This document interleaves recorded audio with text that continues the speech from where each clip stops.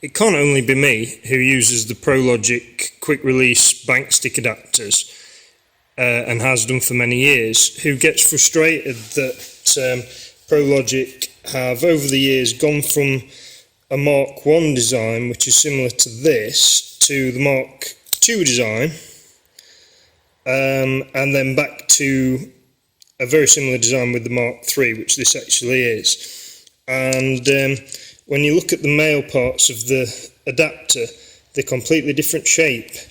So although a Mark 2 will fit in both a Mark 1 and Mark 3 female part of the adapter, the reverse isn't true of the Mark 1 and 3 male parts going into the Mark 2 female part, because there's an extra little ferrule inside that's spring loaded, and the Mark 2 is designed to fit nicely inside there, but then obviously a Mark 1 or a Mark 3 just won't physically fit. But there's a nice easy fix to this. You could go out and spend another tenner on set of 3 adapters, but if, like me, you've got these adapters on pretty much all the bank sticks and rod rest heads, alarms, things like that you own, then that's not exactly a cheap fix. So yeah, I'll show you. I've devised a way of turning that into that, so that then whichever adapter you've got on the male side will fit in. And all you need for that is a pick or some kind of small screwdriver, something you can use to pick a little ring out, which I'll show you in a minute, and a 9.5mm drill bit and something to drive that, so a cordless drill or similar. So the first stage, if you pull back the collar on the Mark II speed fit, you'll see round the top there's a little split ring, and then inside there are also 3 little ball bearings, which are the bits that actually hold the male bit inside the female part. So to take this apart, we need to get something under this split ring, which can be a little bit tricky. Get it under the split ring and just gently prise it off. And then you very carefully slide off the outer collar. Oh, sorry, on the Mark IIs you have to first shove this inner part down with something until it clicks, and then that releases the outer sleeve. Now at this stage be really careful, because these 3 ball bearings are now exposed and you don't want to lose those, or your quick release adapter won't work when you put it back together again. So I'm just going to help these 3 bearings out of the holes. So that's all 3 out, and then this outer spring just comes off there. Another thing you need to do this is a vise or something to hold this. Luckily there's 2 flat edges there, which are quite handy for fitting in a vise without causing any damage to your adapters. So we'll move on to the next bit. Now fastened in the vise, you can see the collar's still inside there. 9.5mm drill bit in the drill. You could probably get away with a 9, because a 9.5 is an exact fit, and you want the drill on a fairly fast setting.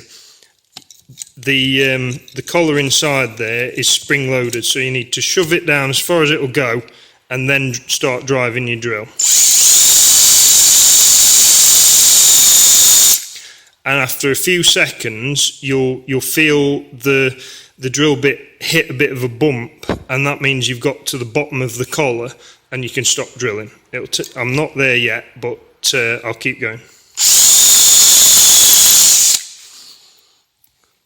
Yeah, we've still got a way to go.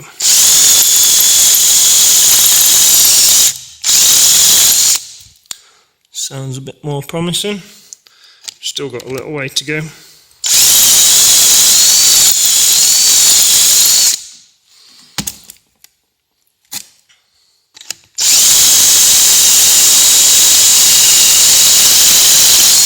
There we go. Did you hear the tone change there? Now I'll just go and fetch the male part and you'll see that it now fits inside. So now we have a Mark 3/Mark 1 male part, which now goes in far enough for the little holes to line up with the ball bearings. It doesn't have to go completely flush to the female part. If it does, that's fine, but as long as you can see the hole of one of these little recesses through that hole in the female part, then it's going to stay in place. So now we've just got to put it back together. So after dismantling and then drilling out the inner part, we're now ready to put this back together. It's fairly straightforward. It just takes a bit of patience sometimes because the ball bearings can be a bit prone to dropping out. But we'll locate them in the holes one by one.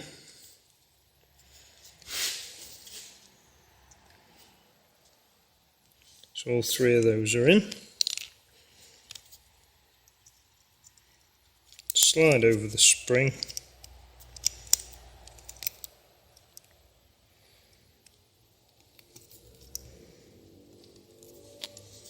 And then get the main collar. There is a right and a wrong way up for this. If you can see the little recess just inside there, that's got to be to the top. So we'll put in the hollow main bit on there. And there we go, that's going down and working a treat. And then it's a simple case of pulling that collar back and dropping the split ring back into the groove. And that's gone in nicely. So now it'll work with either a Mark II male part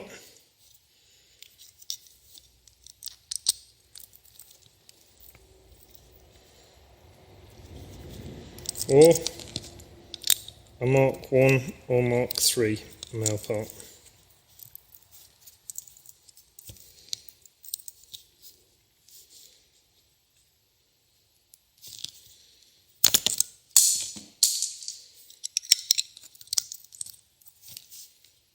There we go. And that's it.